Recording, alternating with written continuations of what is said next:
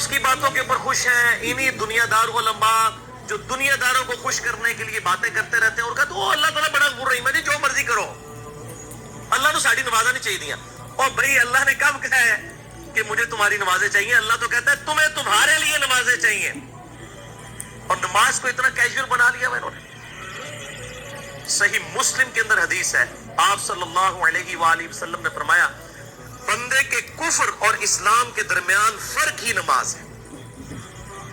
جو نماز پڑھتا ہے وہ مسلمان ہے, اور جو نماز نہیں پڑھتا وہ پاکستان کے شناختی کارڈ میں مسلمان ہے, اللہ کی ڈیفینیشن میں وہ عملاً کافر ہے.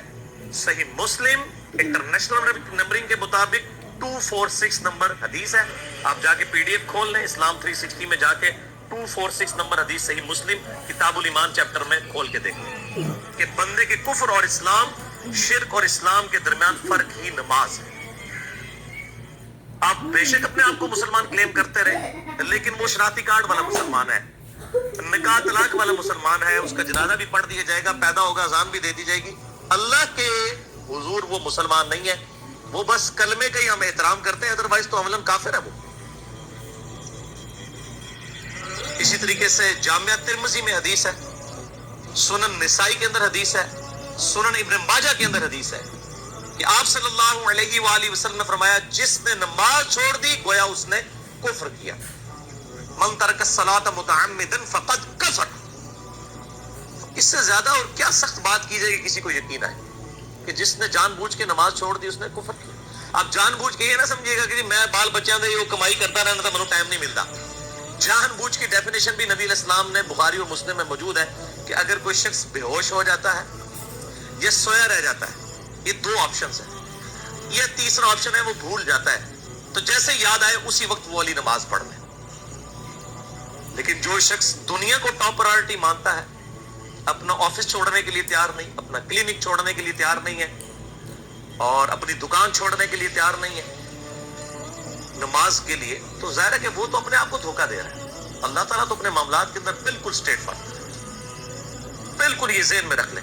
جامعہ ترمذی میں صحیح سند کے ساتھ موجود ہے, عبداللہ بن شفیق تابعی رحمہ اللہ تعالیٰ کہتے ہیں کہ صحابہ کرام علیہم رضوان صرف نماز کے چھوڑنے کو ہی اعمال میں سے کفر سمجھتے تھے.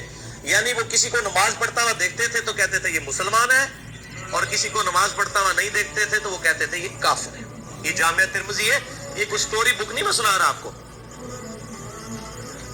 مسند احمد میں صحیح سند کے ساتھ حدیث ہے, نبی صلی اللہ علیہ وآلہ وسلم نے معاذ ابن جبل سے فرمایا معاذ اللہ کے ساتھ کسی کو شریک نہ ٹھہرانا, ہاں تمہارے ٹکڑے ٹکڑے کر دیے جائیں, تمہیں سولی پہ چڑھا دیا جائے, تمہیں آگ میں جلا دیا جائے, اللہ کے ساتھ کسی کو شریک نہ ٹھہرانا.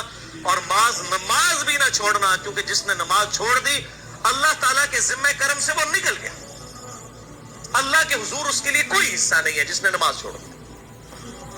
کتنا کریٹیکل ایشو ہے.